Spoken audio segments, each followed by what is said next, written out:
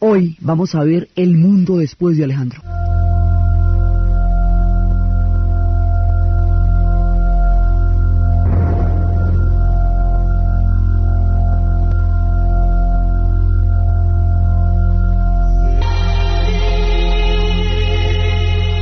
Alexandros se fue haciendo casi Dios. Fue adquiriendo la divinidad de los egipcios con el oráculo de Ra. Fue adquiriendo la divinidad de los persas cuando fue conquistando Persia. Fue adquiriendo el carácter de semidios casi mítico, como aquellos lectores de ciencia ficción que hayan leído la obra de Frank Herbert Dune. Van a ver cómo Paul Atreides se transformó de un personaje heredero de una casa dinástica en una especie de dios, de Mesías, de Fremen, el hombre que rescataría a los dios casi mítico, como aquellos lectores de ciencia ficción que hayan leído la obra de Frank Herbert Dune. Y con toda la aureola, él creó un arquetipo. De ahí en adelante, lo propio era ser como Alexandros. Y lo creó porque Julio César, Napoleón, todo el mundo evoca a Alexandros como el arquetipo de lo que es un conquistador. Él creó esa imagen en la historia de lo que es un conquistador en el sentido propio del término. El único que no le comió carreta a él era Diógenes. Diógenes era un hombre de la escuela de los cínicos. Ahí había 3 escuelas en ese momento que se estaban formando. Eran las escuelas de los estoicos, las escuelas de los hedonistas y las escuelas de los cínicos. Se llamaba cínico no en el sentido en que hoy tiene la palabra, no es un sentido peyorativo, no es una persona que se burle, digamos, de la virtud o que se aproveche de ella en detrimento de los otros. No, Diógenes lo que buscaba era la virtud con una linterna. Andaba buscando a los hombres honestos con una linterna porque creía que no había hombres honestos. Lo que se llamaba ser cínico era desconfiar de toda honestidad y de toda virtud, no como una burla a la naturaleza humana, sino como una profunda desconfianza a las condiciones en las cuales la naturaleza humana se pueda manifestar. Entonces un día Alejandro le dijo, pues ya todo propio, tremendo, habiendo conquistado el universo, le dijo, bueno, he conquistado el mundo, ¿qué puedo hacer por ti? Diógenes estaba entre un barril, Diógenes vivía entre un barril, no necesitaba nada de nada, y vivía entre un barril, y le dijo, ¿qué puedo hacer por ti? He conquistado todo el mundo. Y Diógenes le dijo, quítate, que me estás tapando el sol. De esa manera le demostraba que no lo impresionaba ni su grandeza ni la de nadie, que él sentado en un barril con una linterna buscando a hombres honestos, desarrollaba un profundo sentido de lo que era la búsqueda de la bondad en la naturaleza humana y no se dejaba descrestar ni aún por la gloria y la grandeza de Alexandros. Alejandro va a morir intempestivamente de malaria. Antes de eso había muerto su gran amigo Hefestión. 6 meses había durado ese luto, que casi se lo lleva a él también. Y luego va a morir intempestivamente cuando estaba planeando la campaña por Arabia. Ya cuando tenía pensado conquistar el mundo árabe, en lo que sería el mundo árabe, en ese momento murió. Cuando él está muriendo, le preguntan los generales, ¿quién ha de sucederte? ¿Quién ha de sucederte? Y el tipo contestó, el más fuerte. Y eso podía ser cualquiera. Él había tenido un hijo con Rosana, la hija del rey, del reino de lo que hoy es Afganistán, de la Bactriana, a donde había llegado con los guerreros alados macedonios, que le había dicho que para poder conquistar ese castillo necesitaba tener guerreros alados, y 300 macedonios habían subido las montañas, 30 habían muerto, pero los demás habían logrado tomarse la fortaleza. El rey le rindió admiración y tributo, y él se casó con Rosana. Con ella va a tener un hijo, y va a ser el único heredero, pero eventualmente Rosana y ese niño van a ser asesinados. Y los generales, que eran los amigos, que eran el grupo, el núcleo histórico de la gente con quien Alejandro estuvo toda la vida, que fue con los que él se crió de niño, que fue con los que se entrenó en Macedonia, y todo eso, esos generales van a asumir ahora el mundo que Alexandros conquistó. A esos generales se les llama los diádocos. Diádocos son los generales del núcleo histórico que estuvo con Alexandros desde chiquito hasta su muerte y con el que emprendió todas las conquistas del mundo entero que él llegó a tener. Entonces ellos se van a disputar el poder porque la frase de Alejandro, para el más fuerte, no define a nadie, y al asesinar a su hijo y a su esposa, pues esto queda en manos de todos.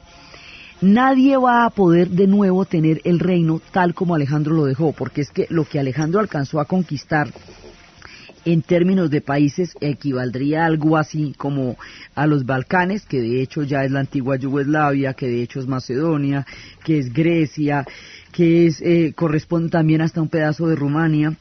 También correspondería a lo que hoy es Turquía, a lo que hoy es Armenia, a lo que hoy es Siria, Líbano, Israel, a lo que es Irán, a lo que es Irak, Afganistán, pasando por el Turkmenistán y por Kazajistán, luego Afganistán y finalmente la India, una parte importante de la India.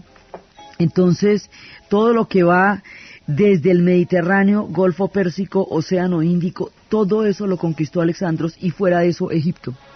Entonces todo ese mundo gigantesco, el Asia Menor, Mesopotamia, Babilonia, todo eso, Babilonia, Mesopotamia, todo el Valle del Tigris y el Éufrates corresponde hoy al país de Irak.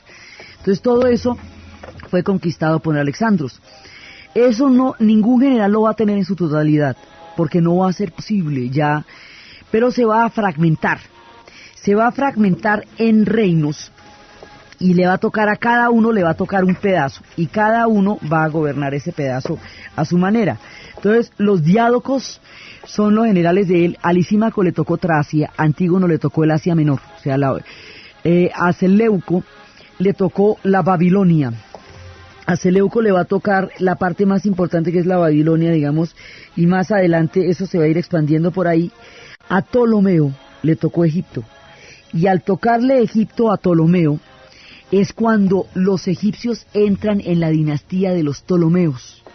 Esta dinastía de los Ptolomeos en Egipto es la que le va a dar un periodo de grandeza y de esplendor, y es de esta dinastía donde va a salir Ptolomeo con su famoso sistema, explicación del sistema del cosmos y de los astros, y la explicación que va a hacer Ptolomeo va a durar en la cultura, en la ciencia y en la imagen de los hombres del cosmos hasta la época de Copérnico y Galileo, casi más de 1000 años. Desde esta época, siglo II antes de Cristo, hasta cuando lleguen los tiempos de Copérnico y Galileo, el mundo se va a explicar de acuerdo con la explicación que Ptolomeo hizo. Es de esta dinastía que va a surgir Cleopatra, y es con la muerte de Cleopatra que va a terminar este periodo en la historia de los egipcios. Y en el mundo egipcio, Alejandría va a ser la ciudad más importante. Entonces, Alejandro lo que hizo fue crear una red de ciudades, y esa red de ciudades va a ser la transmisión de la cultura griega, porque como esas ciudades van a llegar hasta Persia y van a llegar hasta la India, entonces hay una red, un contacto de ciudades. Ya no va a haber un imperio, una hegemonía imperial como la que Alejandro hizo. Ahora va a haber una hegemonía cultural. Esta va a ser la primera globalización y se va a llamar el helenismo. Y todo el mundo conquistado por Alejandro, y que ahora lo tienen los diádocos, se va a volver un reproductor de la cultura griega. Y la lengua griega se va a universalizar, y es en el idioma en que se va a conocer el mundo y el saber de los antiguos. Esto va a ser importantísimo, porque gracias a la universalidad de la cultura griega y del idioma griego, es que muchos siglos después, cuando se haya perdido todo vestigio de la cultura egipcia, se va a poder descifrar los jeroglíficos, porque la piedra Rosetta que encontraría después Champollion tenía una inscripción en los jeroglíficos de los egipcios, otra inscripción en griego antiguo y otra en demótico.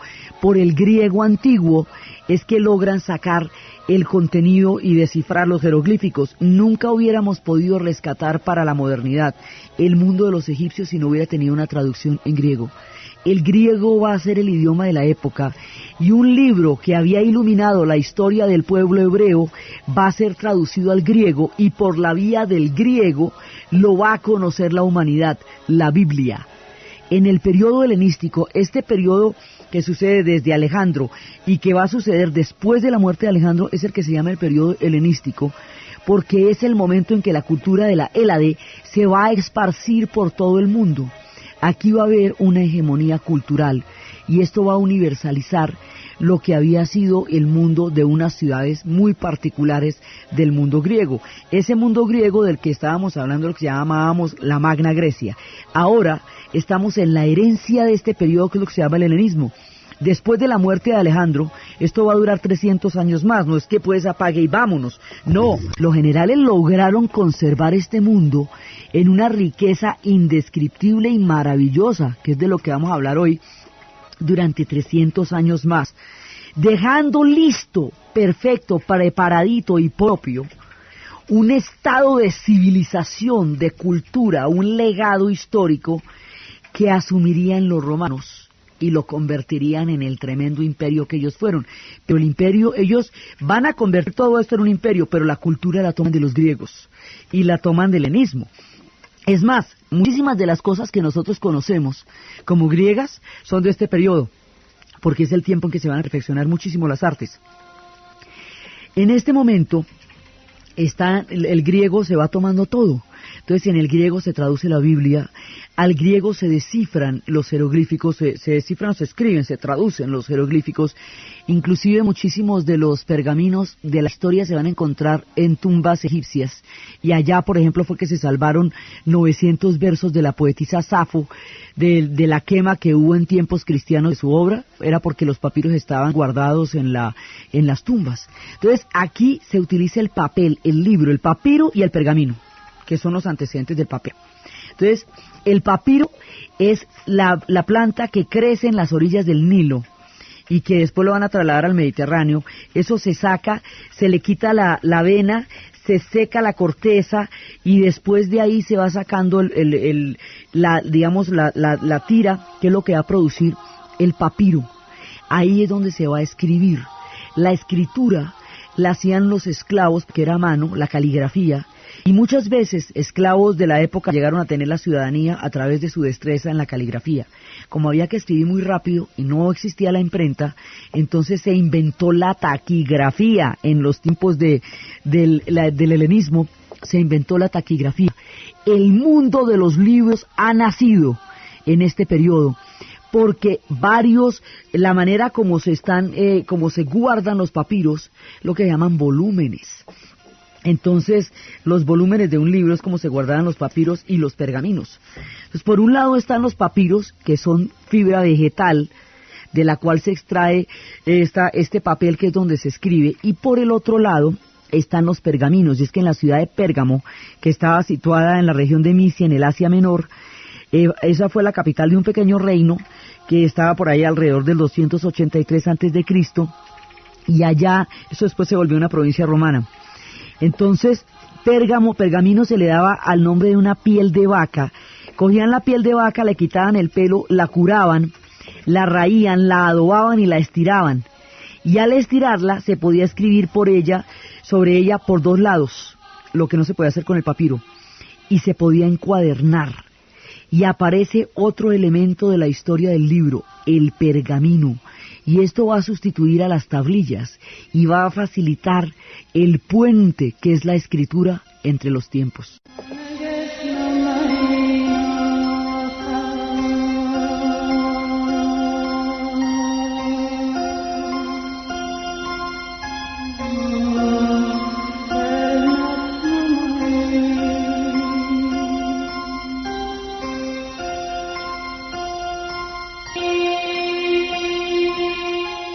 El papiro y el pergamino hicieron posible la comunicación de la escritura durante esa época y crearon la idea del libro. Entonces el libro va a surgir ahí y eso se van a apilar en volúmenes.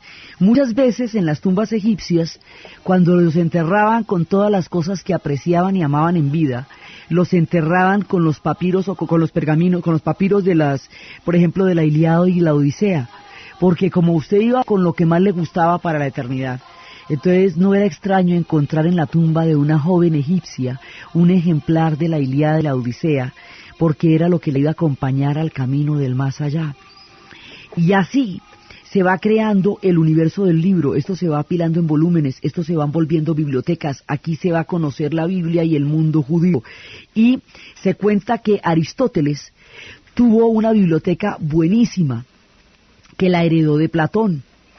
Pero Aristóteles, los atenienses lo cuestionaron muy seriamente porque como era el preceptor de Alejandro, entonces lo acusaron de ser filomacedonio, es decir, de estar de parte de los macedonios, y como las ciudades griegas estaban en contrapunteo con Macedonia mientras se dio el periodo de conquista, Aristóteles, que conocía bastante bien a los atenienses, porque además él era discípulo de Platón, y Platón a su vez de Sócrates, y a Sócrates los atenienses lo habían hecho beber la cicuta por propio y por sabio, sabía que él no se podía quedar allá.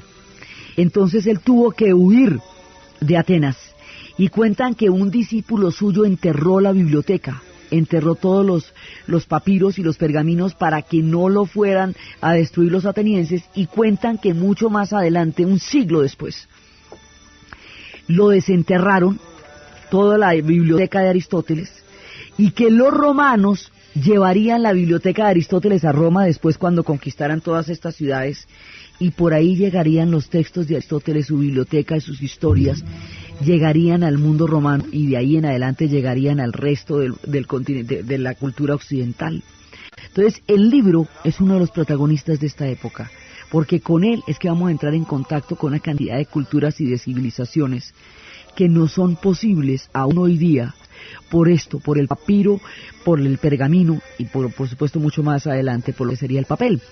Entonces esta es una época muy interesante, porque es la época en que se recoge la síntesis de lo mejor del mundo griego. Las ciudades que fueron gobernadas por los diádocos fueron ciudades muy florecientes, y fueron ciudades donde empezaron a pasar cosas absolutamente emocionantes. Los diádocos siempre estaban en la pugna de querer tomarse la totalidad de lo que fue el imperio de Alejandro, y eso nunca sería posible, porque cada vez que alguno de los generales lo intentaba, pues los demás se unían para impedírselo. Entonces había una inestabilidad política grande, pero a pesar de la inestabilidad política que había por la ambición de poder en un momento dado, hubo una época fantástica. Entonces, pues cada uno de ellos se repartió una parte, y al repartirse una parte, era cuando ellos estaban en condiciones de entrar en contacto con todas las demás civilizaciones, estando Licinia en Tracia, Antígono en Asia Menor, o sea Turquía, Seleuco en Babilonia y Asiria, Ptolomeo en Egipto y Antiparco en Macedonia y Grecia. Estando así repartidos, estaban en contacto con todas estas civilizaciones, bebían de sus legados y de sus maestrías, como el caso de Babilonia y de Asiria, y llevaban la cultura griega. Entonces la cultura griega se va esparciendo, se va mezclando, y ellos ya tienen, digamos, un nivel de vida alto. Entonces ya no son estos tipos atléticos que están todo el día practicando los deportes olímpicos para estar en forma en las batallas, sino que ya se ponen gorditos y sibaritas y todo eso. Y aquí van apareciendo unos niveles de vida lo más interesantes, y va apareciendo la moneda, porque era un mismo mundo, fragmentado pero un mismo mundo. Entonces, todo el mundo quería ser como Alejandro y quería divinizarse como Alejandro, y esto se hacía a través de las batallas y de las victorias.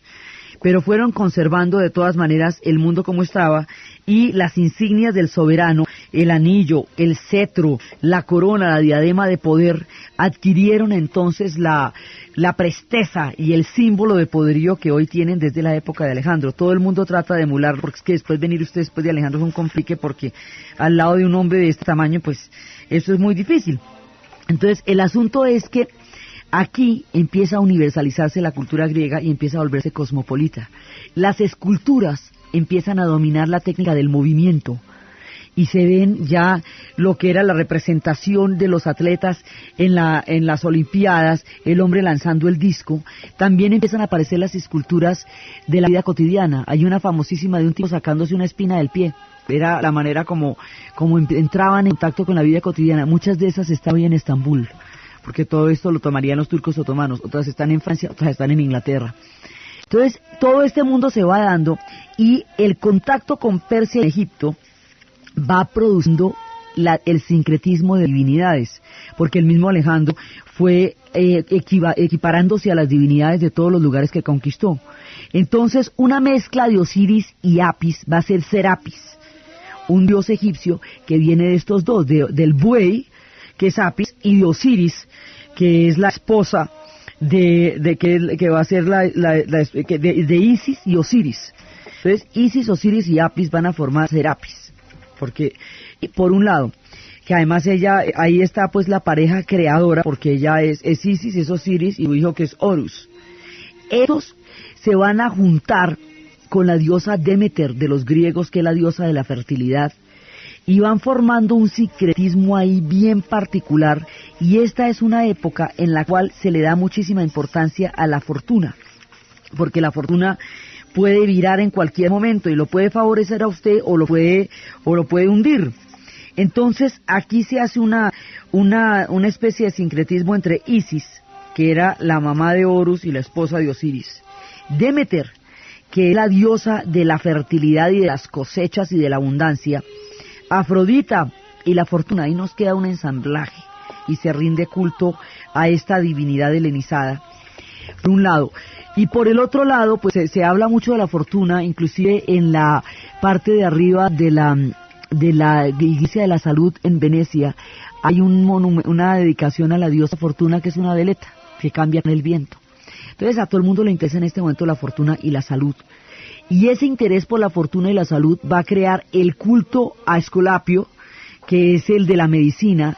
¿Se acuerda que los de la medicina eran Esculapio y Hipócrates? Que Hipócrates es el que la va a convertir en una ciencia, pero Esculapio había hecho de ella el milagro de la sanación, y era el de las aguas termales.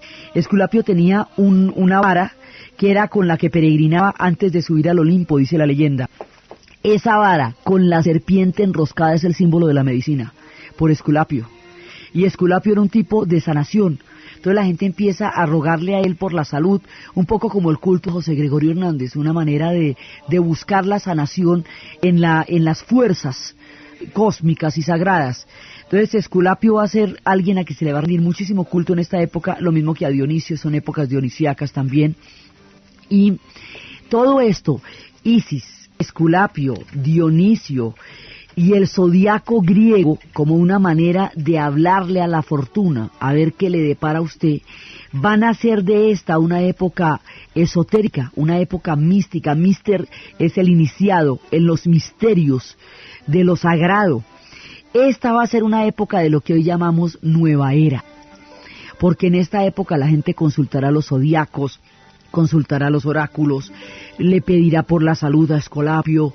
En esta época la gente rendirá culto a Dionisio y a Isis. Entonces hay un ambiente místico y la gente está buscando la fortuna en la consulta de lo sagrado, como hoy se hace, porque todo el mundo es consciente en este momento de que la fortuna es en últimas define los destinos de las personas, y entonces pues están tratando de buscar, de descifrar en los astros cuáles pueden ser los enigmas de esos destinos. Entonces este tiempo de la nueva era, que tuvo su gran resonancia en la década de los 60 y que es una parte de la cultura fundamental de final del siglo XX y comienzos del siglo XXI, estaba de lo más presente en el periodo helenístico. En el 300, 250 antes de Cristo, esto era de todos los días, y es ahí donde está el origen de los íconos que hoy se utilizan de la nueva era. El mundo que esta gente va a crear es bien interesante. Es anímicamente una parte de todo este universo místico de nueva era. El interés ya no son los grandes sistemas filosóficos de la época de la Magna Grecia, sino lo que tiene que ver con la vida, con el porvenir. Por eso la doctrina de los cínicos de Diógenes, la de los hedonistas, que son aquellos que procuran la felicidad y el placer. Y para ello buscan una ética que haga que el placer no los lleve a la infelicidad, porque como es un placer que lo va a hacer a usted feliz, no puede ser un placer que lo lleve a circunstancias desafortunadas más adelante. Dicen que todos los seres humanos tienen derecho y tienden a la felicidad. Y esa búsqueda de la felicidad a través del placer es la esencia del hedonismo, que busca el bienestar, pero no solamente en el bienestar material, sino en el bienestar espiritual, emocional, cósmico, la eterna pregunta del hombre, ¿qué es la felicidad? Esos son los hedonistas. Muchos de estos términos hoy significan o tienen acepciones muy distintas.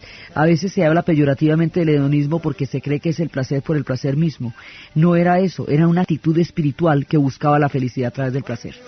Por un lado, los únicos eran los que decíamos que buscaban, que tenían el problema de no creer en lo profundo de la naturaleza humana, en su bondad. Buscaban, sin esperanza de hallar en la naturaleza humana algo que fuera realmente honesto.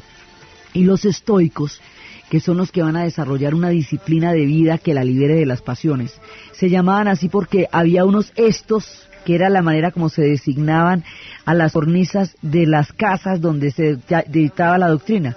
Por eso se llaman estoicos, que son los que hablan de liberarse de las emociones para poder gobernarse a sí mismo y que no lo gobiernen las pasiones. Hay todo un mundo esotérico, emocional, mágico, artístico, religioso, místico, que está sucediendo en toda la Hélade en esta época.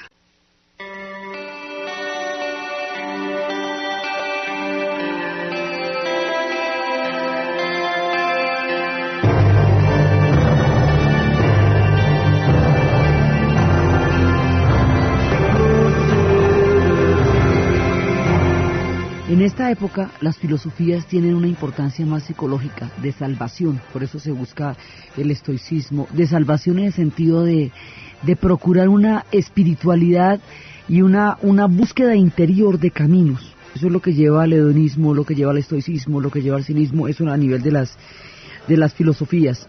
A nivel de las religiones, pues es todo el mundo de la nueva era, y este misticismo que va a caracterizar este mundo va a ser particularmente prolífico en Alejandría. Por eso, en la obra del Cuarteto de Alejandría, de Lawrence Durrell, ahí la primera la obra es Justin, la segunda, Baltasar, es una novela totalmente esotérica y habla de todas estas sectas y de todo este misticismo llevado hasta los tiempos modernos, que tiene su origen en esta época del helenismo, que es cuando Alejandría era la propia de las propias. El tomo de Montolive va a ser el de las conspiraciones políticas, y el de Clea va a ser el de la sensibilidad, pero donde se cuentan la mayoría de estas historias es en Baltasar, el cuarteto que siempre nos remite a las maravillas de esta ciudad que lo protagoniza. Alejandría va a ser el centro de toda esta época de la cultura helenística, y es en Alejandría donde por la isla de Faros, que estaba al ladito, es que se va a llamar así el famoso faro, porque la idea de ese faro era que el mar de Alejandría es peligrosísimo y es muy engañoso. Construir un faro era una manera de poder darle señales a los navegantes en las oscuras noches del mar, y ese faro, por su maravilla y por su esplendor, se convirtió en una de las maravillas del mundo. Y es también la época del Coloso de Rodas. Hablábamos la vez pasada, el Coloso de Rodas tenía 32 metros, y como en esa época no existían los rascacielos, el Coloso de Rodas era a las construcciones de esa época lo que Godzilla a los edificios en las películas. Uno ve a Godzilla jugando con los edificios como si fueran Legos. Bueno, pues el Coloso de Rodas era poco más o menos. Sí, se veía desde todas partes y era una gigantesca estatua en yeso hueca por dentro, que era otra de las señales para los navegantes. Pero esta monumentalidad nos da una idea de la grandeza de esta época. Era el florecimiento de las artes, de la escultura. Aquí es donde empiezan a tomarse los ejemplos, lo de la Venus de Milo y los ejemplos de lo que después sería la pintura de Botticelli en el Renacimiento, se toman de esta época, del periodo helenístico, porque es cuando se universaliza la cultura griega. Entonces es el momento en que todo el mundo la va a conocer. Aquí cada uno de los generales va a acuñar monedas con su imagen, y las monedas empiezan a circular, y empiezan a aparecer los bancos, y empiezan a aparecer los créditos. Toda la época del comercio, la savia de esta época, lo que mantiene la prosperidad es el comercio, y esta es la época en que está viniendo de China la ruta de la seda, y por acá están saliendo las monedas, y empiezan a aparecer los bancos, y empiezan a aparecer los seguros. En esta época se inventan los seguros, y había seguros por la fuga de esclavos. Entonces, a usted se le fugaban los esclavos, le pagaban un seguro por eso, y también le garantizaban patrimonio. Lo que va a ser el mundo de los seguros es parte de la cultura helenística, porque todo el comercio va a desarrollar todo esto, la banca, los seguros, la moneda, todo este intercambio de una época muy rica y muy importante, porque aquí es donde se cimenta la cultura griega y se hace fuerte.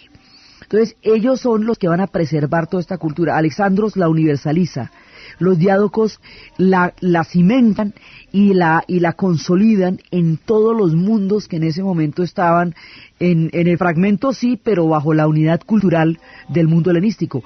Cuando la cultura helenística le va a llegar a los judíos, ellos sí van a tener muchísimos problemas con aceptar este legado y esta influencia, porque esta cultura es la primera cultura de globalización, y la globalización genera particularidades. Hace también el otro fenómeno que genera la globalización es nacionalismos, particularidades como reacción a una fuerza que se va imponiendo como cultura. Cuando le llegan con este cuento a los judíos, que en ese momento no solamente eran muy antiguos, sino ya muy consolidados, hay muchas colonias judías en la diáspora, porque ellos tuvieron una primera diáspora, no solamente en el momento en que los romanos muchos siglos después van a destruir el templo y los van a expulsar el pueblo del mundo entero, sino porque los babilonios ya les habían destruido el templo antes.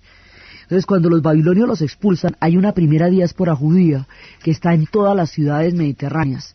Cuando va a llegar el mundo helenístico a los judíos, tanto en las colonias como en Israel, ellos se van a rebelar muy fuertemente, porque como ellos tienen que llevar la patria en su corazón, y su pacto consiste en mantener sus costumbres y en la creencia de un solo Dios, ellos no pueden aceptar la cultura helenística porque no pueden aceptar los dioses del Olimpo. Entonces van a tener una rebelión contra la imposición de la cultura griega, de la cultura helenística sobre su suelo. Esa es la rebelión de los macabeos. Ahí en ese momento se rebelan contra el legado helenístico, entran en contacto con él, pero a nivel de rebelión. Y es en estas épocas donde les cuento a traducir la Biblia, porque no es que eso antes estaba en arameo, y arameo ¿quién habla? En cambio el griego sí se conservó. Ahí empieza el mundo a conocer la influencia judía. Esa influencia judía va a llegar después al mundo romano, y de esa influencia judía va a ser hijo el cristianismo. Es decir, los pilares de Occidente, que son Grecia, Roma, cristianismo y judaísmo, ya se están encontrando aquí antes de que nazca el mundo romano. Mientras tanto, los romanos, ahora, a todas estas, nunca los griegos habían recibido una amenaza desde Occidente, y no estaban preparados para eso, porque sus enemigos eran los persas y siempre venían de Oriente. Como las civilizaciones todas son orientales en sus orígenes, pues porque para el otro lado en Oriente estaba la India, Babilonia, Asiria, todos esos grandes imperios son orientales. En Occidente no había nada, fuera de Grecia no había nada en Occidente. Pues he aquí la leyenda, que los antiguos herederos de Troya, de las famosas guerras entre Troya y Grecia, y la destrucción de Troya, clamaría una venganza mítica en el destino, porque en el momento en que Troya se está destruyendo, Eneas era uno de los habitantes de Troya, y el tipo va a salvar la ciudad, y la diosa le dice, no, usted no puede, usted le toca irse, porque su destino está en otra parte. Entonces Eneas se va con su hijo y su padre, su esposa no alcanza a salir con él, y en la travesía va a encontrar a Dido, y con Dido va a fundar Cartago, y ese va a ser el amor entre Eneas y Dido, que cuando ella le dan el cuero de res y ella lo parte en tiritas pequeñitas, porque le decía, un rey por burlarse le dijo que le daría la ciudad que le cupiera en un cuero de res, y ella lo hace en tiritas pequeñitas y va a crear con eso un gran territorio. Después él la abandona y ella muere de amor, y él sigue su travesía, y la travesía de Eneas va a llegar hasta Alba Longa, que es la primera ciudad que va a fundar Ascanio, su hijo, y después de ellos va a salir Rómulo y Remo, que van a fundar Roma. Entonces la descendencia troyana, cuenta la leyenda, va a fundar la ciudad de Roma. Roma va creciendo mientras todas estas cosas pasan, y se va volviendo la era, va conquistando y conquistando todo, primero toda la Italia, el pueblo de los lacios y todo eso. Mientras tanto, pues estamos en el periodo helenístico, pero mientras tanto los romanos están empezando a crecer. La parte del sur de Italia, de la bota itálica, y la isla de Sicilia son dominios griegos. En la isla de Sicilia es donde queda Siracusa. Y los romanos van cogiendo fuerza cada vez más, hasta constituirse en la primera amenaza que le va a llegar a Grecia desde el occidente. Entonces, en un principio hay 3 contactos que van a empezar a llegar allá. En un principio hay un primer contacto donde uno de los generales va, pero es un enamorado de la cultura griega, porque es que los griegos tenían eso de que seducían a todo el que entraba en contacto con ellos, porque tan divinos, tan majestuosos, tan sensacionales, tan fantásticos. Entonces ya ha pasado el tiempo de los diádocos, porque pues tampoco iban a vivir toda la vida, ¿no? También ellos van a morir y sus descendientes van a seguir esparciendo la semilla del helenismo en todos los territorios que estaban allí metidos. Entonces van a llegar los primer contacto. La primera vez una ciudad se va a ver amenazada por los romanos, pide la ayuda de un rey que se llama Pirro. Y Pirro llega en su ayuda y trae elefantes de Persia. Y los romanos, cuando ven elefantes, como nunca los habían visto, no sabían qué era eso, se asustaron muchísimo, pero por los elefantes. Entonces, esa primera vez Pirro los venció. Pirro era un tipo que nunca perdió una batalla, pero las ganaba a un costo tan alto, y lo que ganaba era tan poquito que en su nombre se dice una victoria pírrica, porque eran unos costos grandísimos que él ganaba las batallas. Entonces, esta la gana, casi pierde casi una tercera parte del ejército, pero la gana. Después viene otra embestida, pero esta vez un general romano viene que de esos que adora a los griegos, porque los griegos, cuando la gente entraba en contacto con ellos, no podía menos que morirse de la admiración de lo fantásticos que eran. Entonces este tipo los va a respetar, sin embargo, y se van. Sin embargo, los griegos, por su espíritu también pugnaz, mandan pedir ayuda de las otras ciudades cuando Roma no los está atacando propiamente. Y esa vez cuando mandan a pedir ayuda, ahí sí atacan los romanos. Porque, bueno, ahora sí, ahora y venga, los atacamos. Entonces, los romanos empiezan a atacar a los griegos. Y ahí hay varias batallas. Hay un momento en que van a atacar a Siracusa. Y en Siracusa vive un tipo que se llama Arquímedes. Y Arquímedes es el propio de los propios, el sabio de los sabios. Arquímedes vivía bajo el tiempo del tirano Gerón, que vivía maravillado con su genialidad y lo mantenía para que pudiera a su voluntad investigar todo lo que él quisiera. Es una época de muchísimo mecenazgo. Entonces este hombre hacía todos sus experimentos con las palancas, movía el mundo. Un día el rey Gerón le dio una corona y le dijo, mire, ¿sabe qué? A mí me hicieron esta corona y me dicen que es de oro y yo no sé si es de verdad toda de oro o no. Necesito que usted me lo averigüe. Arquímedes se pone a pensar cómo va a averiguar eso. Y descubre, un día está en la bañera, y ve que el agua se desplaza cuando él se mete. Entonces se le ocurre una solución buenísima, y es que coge el peso en oro que debería corresponder a la corona y lo mete en el agua, a ver cuánta agua desplaza. Y luego mete la corona, a ver si desplaza el mismo tipo de agua, para ver si toda es de oro o no, y ve que desplaza un poquito de agua distinto. Entonces dice, el volumen de agua no coincide. Luego la corona no es solo de oro, tiene aleación. Con esto, con que todo cuerpo sumergido en el agua desaloja un volumen proporcional a su propio peso, se descubre el principio de Arquímedes. Y con eso el hombre se va a inmortalizar. Y con todas sus artes y todos sus dones, va a defender la ciudad de Siracusa de una manera tal, que es lo que vamos a ver después.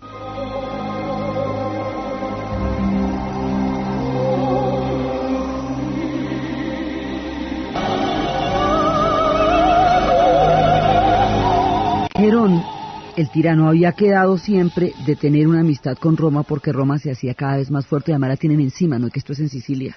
Pero sus descendientes no van a mantener esta sensatez y entonces van a entrar en pugna con Roma y el cónsul Marcelo les va a lanzar una ofensiva grandísima.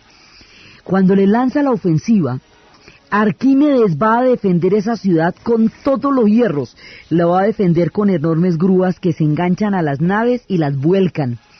Los va a defender con catapultas que las hundían bajo huracanes de piedras. Bueno, con espejos, con rayos indirectos del sol sobre ellos que producían el efecto del fuego, lo mismo que una lupa sobre el pasto. Lo que usted quiera, con lupas, con todos los sortilegios de la ciencia. Tanto que los romanos pensaron que un dios se había apoderado de la isla y que estaban peleando contra un dios. Finalmente, después de 8 meses de cerco, entraron los romanos y encontraron que la defensa la estaba haciendo un solo hombre, Arquímedes, que era el que había ideado todo. Le habían pedido que respetaran la vida de Arquímedes, se le había dicho a los soldados, el cónsul Marcelo había hecho esta exigencia, y llegó un soldado y Arquímedes estaba ocupado como siempre en sus procedimientos científicos, le dijo, dese por preso, y el tipo dijo, cuando termine, pero verá que es que estoy aquí ocupado. El soldado romano se sintió desafiado porque no le marcharan inmediatamente, y lo mató. Así nomás que porque no se le paró ahí mismo a seguirlo y a darse por preso, sino hasta que terminara su experimento. Y así murió un tipo que la ciencia y el mundo tendría que esperar 1500 años antes de que un genio de este tamaño volviera a salir. La siguiente vez que un genio de las proporciones de Arquímedes habitó el planeta Tierra, sería Isaac Newton. Y eso ya sería en 1500, sería mucho tiempo después, porque esto es en el siglo segundo antes de Cristo, y luego voltemos a esperar hasta Newton antes de que vuelva a aparecer una mente de estas sobre la Tierra. Ese es el problema de perseguir a los genios, que son escasos y pueden durar milenios en aparecer. Pero se hizo célebre por la defensa de Siracusa, por el principio del desplazamiento de los cuerpos en el agua. Se hizo célebre por las palancas, se hizo célebre por todo eso, quedó inmortalizado en la historia de Arquímedes. Entonces toda esta civilización griega se va a enfrentar a la romana, y ya cuando los romanos vuelven a atacar, ya ahora sí van a atacar en serio, y van a llevar, cuando los atacó, la segunda vez que los atacaron con el cónsul que respetaba mucho la cultura griega, lo que hizo fue deportar gente, intelectuales, hacia Roma. Se llevó 2.500 intelectuales deportados hacia Roma, digamos, para debilitar la ciudad. Ya la siguiente vez, cuando los enfrentamientos fueron en serio, con un tipo que no tenía reparos en acabar con la cultura griega, este tipo destruye Corinto, saquea todo lo que hay en Corinto, y se va a llevar todas las obras de arte, las estatuas, las pinturas, toda esa cantidad de refinamiento, toda esa cantidad de cosas maravillosas que estaban en la ciudad de Corinto, y le va a destruir. Entonces ya empieza un saqueo de los romanos sobre el mundo griego, y empiezan a llevarse todas sus obras de arte. Los romanos en ese momento eran bastante toscos y bastante básicos, primitivos. Están en la época de la República, ya tienen bastantes cosas, pero no son comparables con la civilización griega en ese momento. Entonces empiezan a llevarse un montón de cosas, y se van a llevar muchos griegos deportados como, digamos, como especies de rehenes para el mundo, para Roma. Se van llevando la biblioteca de Aristóteles, se van llevando muchas de estas cosas, y al llevárselas se van llevando el virus de la cultura griega. Es decir, convierten en victoria lo que fue una derrota y un desastre, porque las ciudades griegas quedarían saqueadas por los romanos, pero los romanos se llevaron la civilización helénica con ellos. Entonces los romanos, al llevarse la civilización helénica a través de la gente que deportaron y de todas las obras de arte que empezaron a llegar a Roma provenientes de Grecia, y al empezar a entrar en contacto con su lengua y con su civilización, los romanos se van a hacer a la herencia de la cultura griega. Entonces el helenismo es el paso entre la Magna Grecia y el mundo romano, pero es el que universaliza y hace hegemónica toda esta cultura. Es un periodo muy importante, porque si no se hubiera perdido, o se hubiera perdido después de la muerte de Alejandro, pero los generales lo hicieron posible, los diádocos lo hicieron posible, y esto va a llegar hasta la cultura romana. Y los romanos, al encontrarse con un legado de estos, lo van a adoptar como suyo, y sus dioses van a ser los dioses del Olimpo, y se van a llamar como los romanos. A Zeus le van a decir Júpiter, a Palas Atenea le van a decir Minerva, a Afrodita le van a decir Diana, a Poseidón le van a decir Saturno.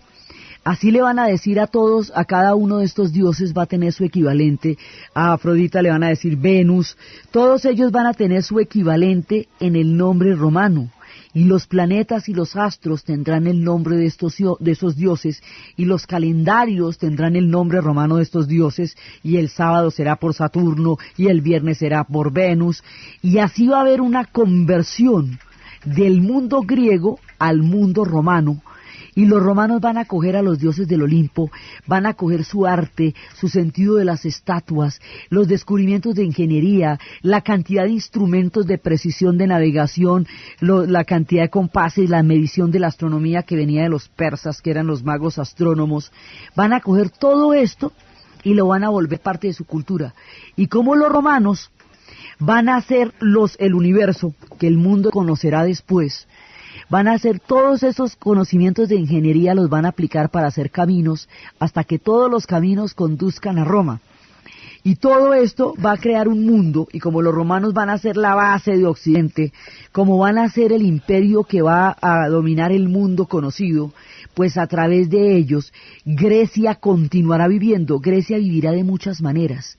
Las civilizaciones no desaparecen, emigran, cambian de lengua, cambian de geografía, pero mantienen su legado de grandeza a lo largo de la historia. Entonces los griegos mantendrán su esplendor en Macedonia, y después en la cultura helenística, que es la del tiempo de Macedonia, continuará con su grandeza en Roma, y más adelante la Roma de Oriente volverá a conocer el esplendor de la cultura griega en Bizancio. Así que los griegos, de una u otra manera, van a seguir iluminando el pensamiento, las ideas, el arte, la estética, la sensibilidad, la delicadeza, la filosofía, porque ya después los romanos van a tomar el estoicismo y van a ponerlo en boca de un tipo como Séneca, que es un tipo tremendo que va a desarrollar la cultura el sentido del estoicismo. Pero todo esto, la base es griega. Casi todo lo que evoluciona, decía Molinari, a excepción de la naturaleza, casi todo lo que evoluciona viene de Grecia. Su pensamiento va a ser absolutamente impresionante, y es a través de ellos van a seguir viajando de muchas maneras. Van a viajar por entre Macedonia, van a viajar con la grandeza de Alejandro, van a viajar con la grandeza de los romanos, van a conocerse con Esciprión el africano, que fue el que los sometió a ellos y a Cartago, pero van a continuar su legado y van a seguir iluminando nuestro pensamiento a lo largo de los siglos. Y los romanos se van a encargar de eso. Entonces por eso hay una paradoja muy grande acá, porque por un lado son los troyanos los que terminarán venciendo esta antigua Grecia, pero por el otro lado las ciudades vencidas se convertirán en ciudades vencedoras en la medida en que los romanos se apropien de este legado, lo lleven a su corazón y lo conviertan en la base de su imperio. Entonces los griegos siempre van a ser la cultura dominante, aunque ya sean una provincia romana, aunque llegue el momento en que Macedonia y Grecia se conviertan en provincias romanas. Poco a poco, todo este imperio que estuvo a cargo de los diádocos va a caer bajo los romanos. Poco a poco ellos van a llegar también hacia el Asia Menor, ellos van a llegar también a la Babilonia, van a llegar a muchas partes de todo lo que estuvo repartido, a los Balcanes, a la Tracia, y ya la última llegada de los romanos, el último vestigio de la civilización helenística, muere con Cleopatra, porque Cleopatra, cuando se alía con Marco Antonio para enfrentar a Octavio, está tratando de defender el último de los legados. Cleopatra es de la dinastía de los Ptolomeos, de la época de la grandeza de Alejandría. Cleopatra está allí presente, y en el momento en que ella sabe que se va a perder la autonomía de Egipto y que eso va a pasar a manos de los romanos y que ella no va a poder ser una reina sometida porque no puede ser eso para su pueblo, y se suicida, ahí muere el último brazo de la cultura helenística, que llegó a abarcar el Mediterráneo, el Medio Oriente y toda la zona del Golfo Pérsico. Todo eso llegó a ser el mundo de los helenistas, de la cultura helénica.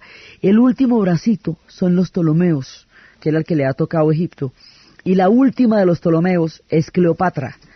Y cuando ella se suicida, no solamente muere el mundo de los Ptolomeos, muere también la autonomía de la cultura egipcia, que durante 27 siglos había iluminado el universo con su también prodigiosa grandeza y su sentido de la inmortalidad y de lo eterno. Todo este legado va a llegar a manos de los romanos, y los romanos con esto van a hacer un imperio tremendo. Van a coger todo esto y lo van a convertir en civilizaciones, en la base de su concepto de civilización. Ellos serán un imperio de ingenieros. El mundo conocerá sus caminos, todos los caminos conducirán a Roma y todo pensamiento conducirá a Grecia. La historia de Grecia ahora tendrá los vestidos romanos, pero seguirán siendo griegos, aún debajo de los tiempos de los cónsules y los centuriones, porque griegos no dejarían de ser nunca, y volverían a brillar en los tiempos de Bizancio. Así que la manera como se da esta conversión, cómo los romanos con un griego adentro van creando una cultura y una civilización, llevando los griegos en el alma y en el pensamiento, cómo ellos van a transmitir ese legado hasta llegar a los esplendores de Bizancio, que es la Roma de Oriente. Eso es lo que vamos a ver en el siguiente programa. Entonces, desde la prodigiosa refinamiento de la cultura helénica, de su contacto con Persia, de su sentido del comercio, de la estética de la nueva era, de los horóscopos, de la salvación, del misticismo, de la medicina milagrosa, de todo este mundo tan interesante, tan rico, tan lleno de vicisitudes y de complejidad, de un pueblo altamente refinado, que nos trae las herencias a través de los tiempos de lo que hoy consideramos fortuna. En la narración, Diana Uribe, en la asistencia técnica, César Moreno. Y para ustedes, feliz domingo.